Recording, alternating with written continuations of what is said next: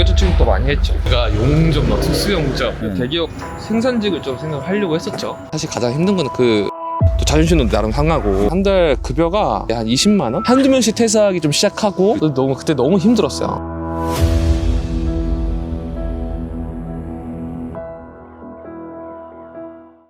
그런데 대표님은 부동산 업계에 왜 어쩌다가 발을 들이신 거예요? 원래는 부동산 쪽에 생각을 해본 적이 없어요. 취업하려고 했죠, 취업. 뭐 그냥 사무직? 사무직은 아니고 네. 제가 있었던 지역이 또 고향이 지방이다 보니까 거기가 이제 공장 상단들이 되게 많거든요, 대기업들이. 네. 대기업 생산직을 좀 생각을 하려고 했었죠. 그럼 친구분들은 좀 그런데 많이 들어가셨겠어요? 네, 많이 들어갔어요. 근데 저도 그거를 위해서 자격증 취급도 많이 했죠. 제가 용접과 특수용접, 위험물 제가 자격증이 5개, 6개가 넘거든요. 한 6개 되나? 따신 거라고요? 네. 알고 있는데. 그거 해도 먹고 살 수 있잖아요. 네, 그래서 네. 그거를 준비하고 있다가 군대를 갔는데 네. 군대에서 좀 생각이 좀 바뀌었어요. 군대에서 시간이 좀 되게 많았었거든요. 네. 그러다 보니까 이제 책을 좀 보고 있는데 거기 이제 부동산 관련된 책을 좀 읽은 거죠. 아. 그거 보면서 이제 부동산에 처음에 관심을 좀 가졌다가 저를 좀 되돌아본 거죠.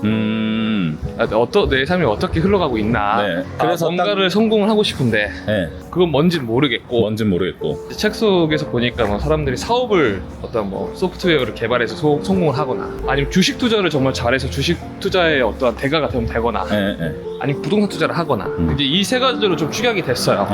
근데 제가 뭔가의 사업을 좀 해보겠다고 하는 거는 제가 좀 배경 지식이나 지식이 많이 부족하니까 실물로 다뤄보는 걸 해봐야 되지 않나 라고 이제 생각해서 부동산을 좀 해야겠다는 생각이 좀 들었고 그래서 이제 군대 휴가 나와서 좀 고민을 하다가 전역하고 이제 서울로 바로 상경을 한 거죠.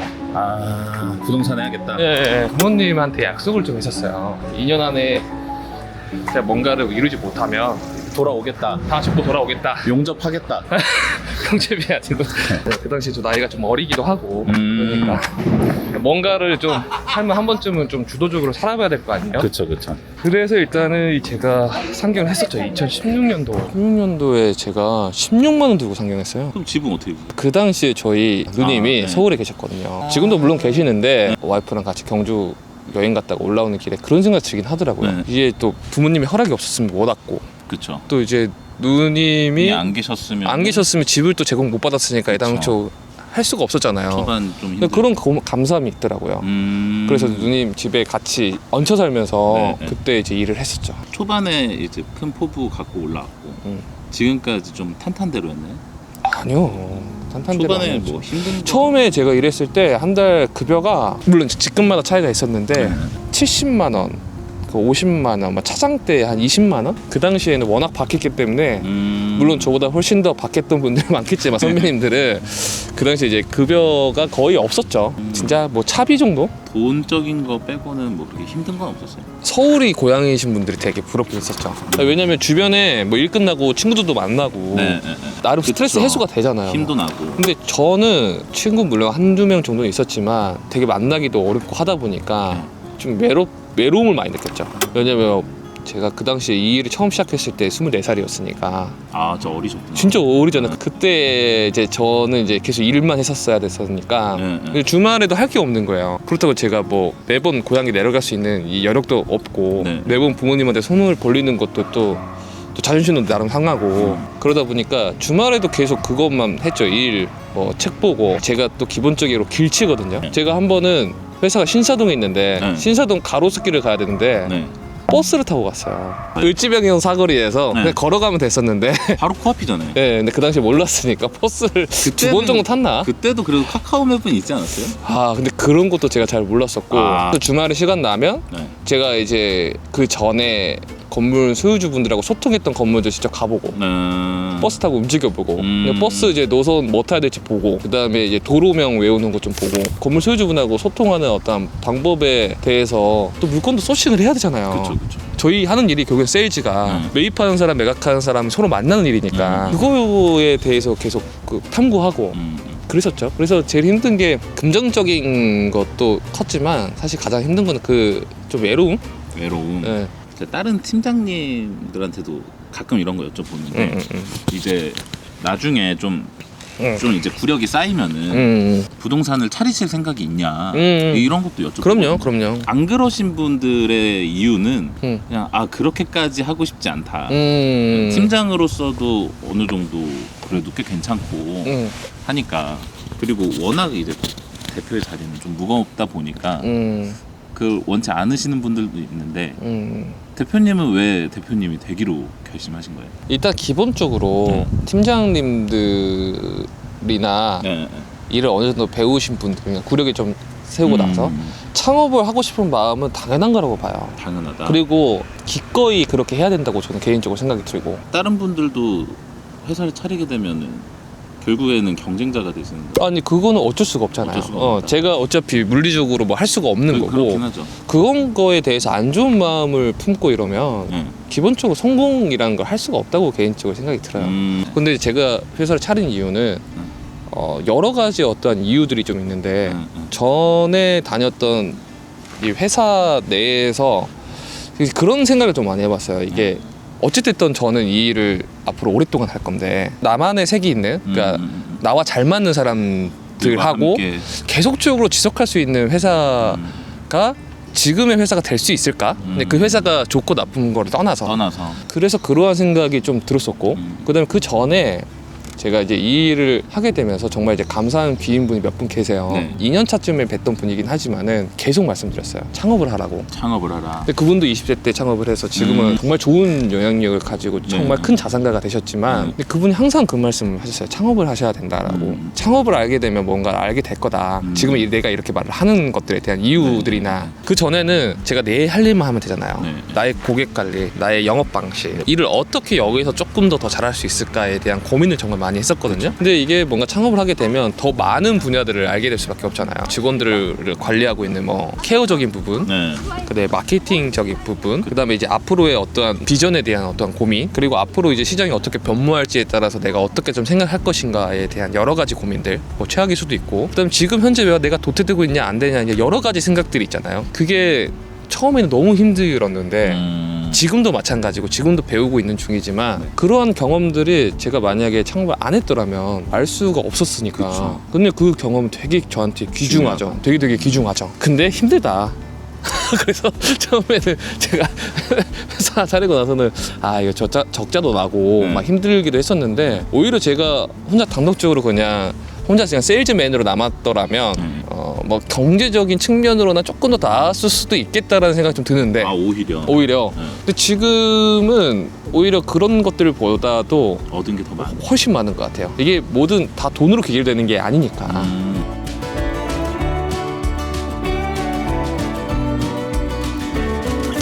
제 채널을 처음 시작하니까 좀 아주 간절한 소망이 생기네요. 네, 서치현 대표라고 합니다. 안녕하세요, 위오노스입니다. 오늘 이야기를 나눌 주제는 오늘 저희가 현장에 나와 있는 곳들은 성수동인데요. 앞으로 이러한 공간들이나 이러한 테마들이 거의 뭐 보너포를 뽑고 기다릴 정도로 성수동이 정말 과열된 많이 분위기인데, 저희끼리는 자주 얘기했던 건데 위오너스라는 이 이름 자체가 왜 위오너스일까 라고 궁금해하시는 분들이 있을 것 같아요. 서두에 말했던 그 귀인이 몇 분 계시다 있잖아요. 그분 사모님께서 지어주셨는데 귀인분은 아니시고 귀인분의 사모님께서 원래 오너스를 지어주셨는데 온어스가 책임이라는 뜻이에요. 근데 이게 또 오너스라는 게 중의적인 표현으로 오너스가 되잖아요. 오너들의 오너스. 되게 좋다라고 생각했었는데 앞에 그래도 우리라는 거 함께 붙이면 좋지 않을까 해서 위에 오너스가 된 거고, 근데 이거의 뜻은 그냥 우리가 함께 뭔가에 책임지고 같이 일을 좀 이끌어 나간다라는 뜻인 거죠. 합성어입니다, 합성어. 그러니까 왜냐면 저희 회사는 이제 이름에 빌딩이 안 들어가니까 그래서 이제 다른 분들 통화하실 때 항상 We own us요 이렇게 꼭 또박또박 맞아요. 그래서 이제. 그것 때문에 처음에 되게 이름이 좀 불편해요, 막 이런 것도 있었어요. 근데 확실히 위오너스는 일단 한번 들으면 각인이 돼가지고.